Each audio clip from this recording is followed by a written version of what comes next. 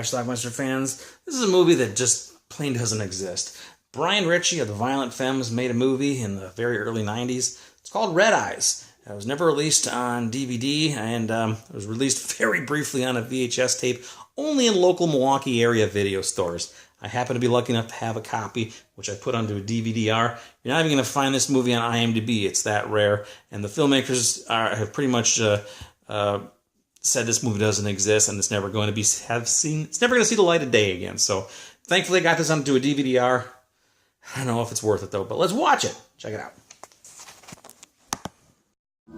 In fierce competition for home entertainment dollars, the Video Corporation markets the Vid Visor.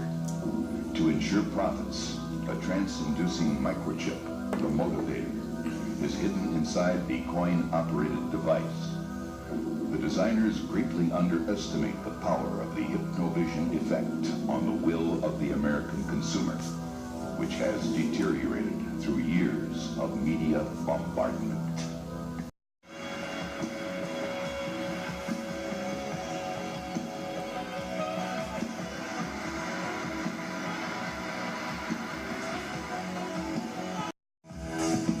Our wonderful film starts with this guy going into a video store, and in the horror section he finds this visor thing. I'd rather watch Faces of Death. He takes this visor home, puts it on. I guess you gotta keep putting coins into this thing to make it work. I once was chairman the very man. I said this inside cell. Honey, Apparently that visor tells horror stories. This lake is spooky. Including this one with grandma and grandson What do you mean? fishing at night. I guess you're just too young. Too young to know the story of Johnny Banks. When he came back She home, tells a story about Johnny coming back from World War II.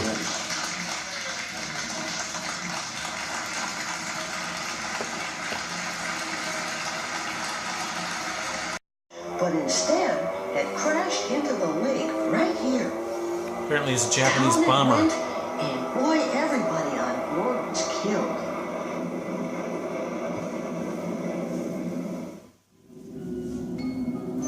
Now, fishermen around here say that if you listen careful, you can hear that plane's engine down there under the water. He figured that was the only explanation for the folks who'd been lost in the lake. That the Japs were taking prisoners and probably had a secret base in some underwater cave or something. Apparently a lot of people have died in that lake since that crash. So Johnny's gonna go get them. Well, acting on So Johnny got on his old uniform and waded into the lake.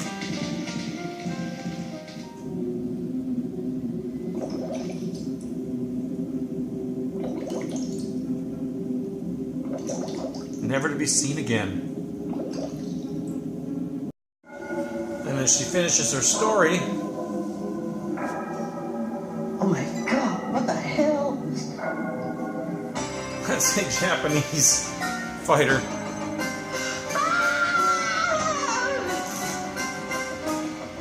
You can tell by the bandana.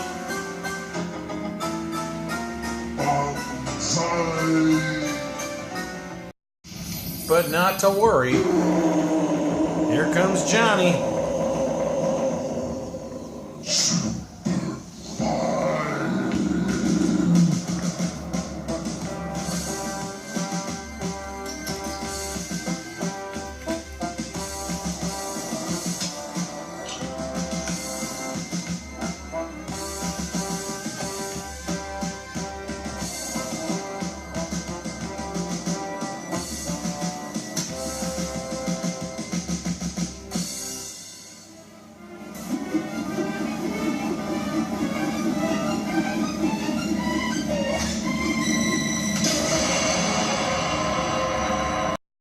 I'm not sure if this is the next story or not, but we go away from that Johnny thing, and now we have a guy who ordered a pizza, but when the pizza came, he took off the hand of the delivery driver.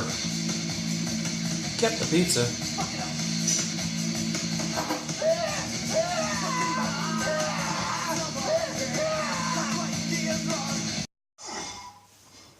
I'm not sure what's going on here. 雨風部隊は使えません。私たちはビットマザー問題を抑えるためにも現地の暗殺者は雇わなければな There's ら a ない lot of strange images in this film. And they're not very interesting. アメリカ人の人はだらしがなくて使い物にならないぞ。 I think this is actually our second story here. We're going for a Sunday drive. Sunday drive by this couple with their daughter. There's some food in the back with Carolyn. We can't stop now. Jim, did something happen? Is something going on? We learned that their young son died not too long ago. But there he is. When they're doing this Sunday drive, they come upon him. Ghost? I don't know.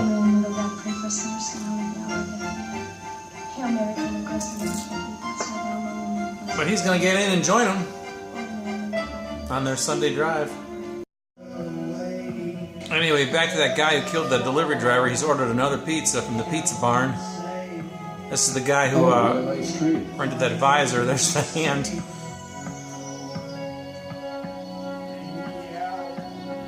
And that's a sharp candy cane, which is a dangerous weapon.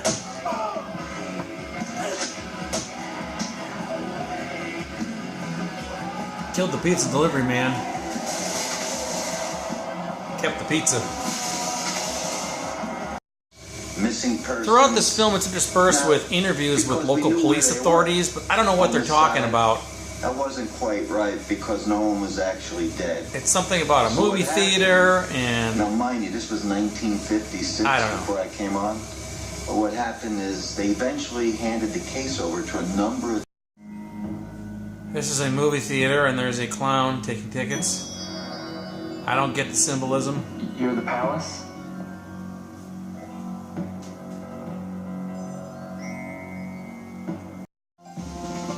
Here we have some guy who likes writing about movies or something, I don't know.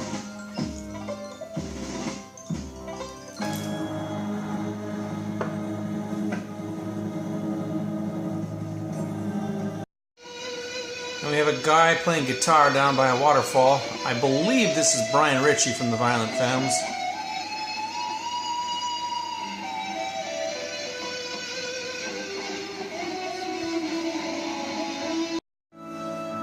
Back to the movie theater.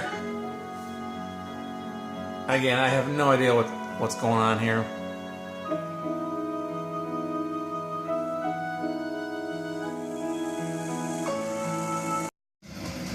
We now find ourselves in Waupaca, Wisconsin. That is the bowling alley.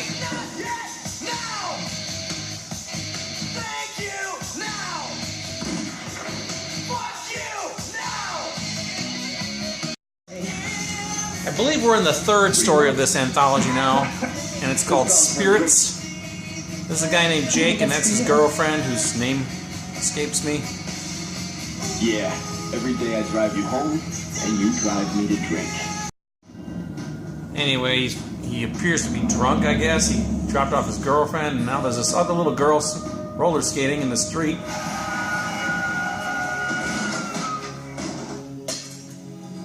And she went flying, apparently. Anyway, he dumped the girl's body in the woods, left the scene, and now he's washing the blood off his car. He had her in the trunk briefly. And now we have a genuine creepy scene in this movie. This doll is supposed to represent the girl that he killed.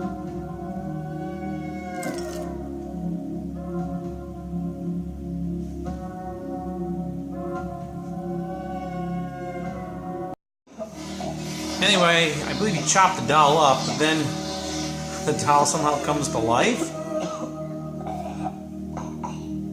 as he's choking on whatever the hell he's drinking.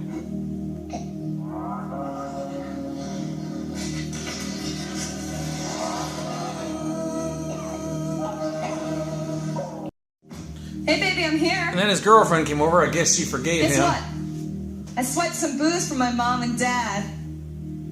Remember that surprise I told you about?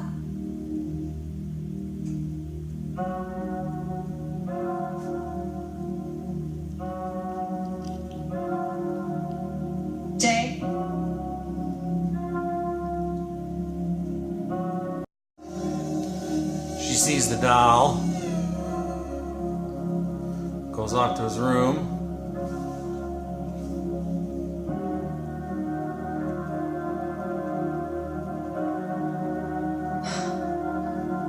No, you're not. Here I come.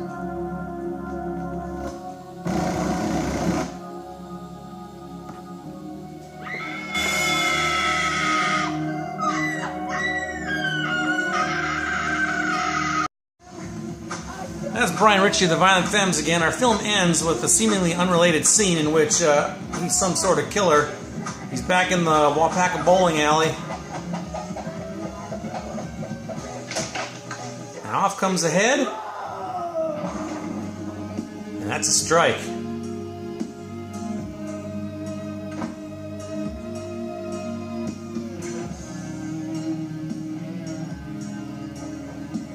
Wait for it, wait for it.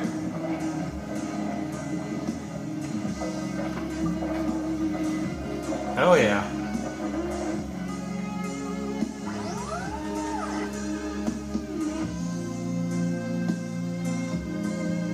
That's pretty much our film. Alright, let's talk about this bizarre movie called Red Eyes. 1994 is what the copyright says on this. Like I said in the beginning, it's not available, or not actually, it's not listed on IMDb. It's directed by a couple guys named Don Adams and Harry James Picardi. They've gone on to direct a couple of other things, a movie called Jigsaw, something else called Vengeance of the Dead, or From the Dead. They've just done some low-budget stuff, a lot of it filmed here in Wisconsin, where I am. This movie featured an actor named Brian Ritchie, who is I believe he's the lead singer of a group called the Violent Femmes. I think he's from the Milwaukee area, which is somehow how he got involved with this film here. My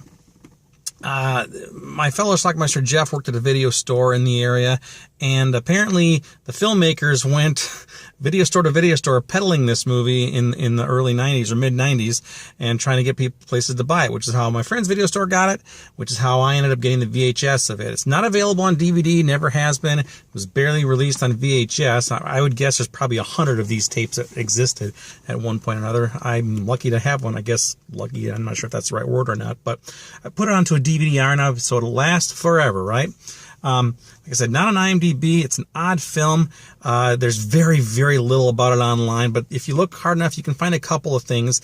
There's an interview from the directors where they basically said the film sucks. It's never going to see the light of day. So there you go. Yeah, it does suck. Apparently, it's supposed to be a horror anthology. Now, the first story, I guess, was that one with the that guy who was in the World War II, and he came back, and then he went into the water because he thought Japanese people were down there. I'm not exactly sure what the middle story was. It may have been the guy who was ordering that pizza and then ended up chopping the guy's hand off and putting it on the Christmas tree. This third story, obviously, was that guy Jake and that would-be, wannabe girlfriend of his.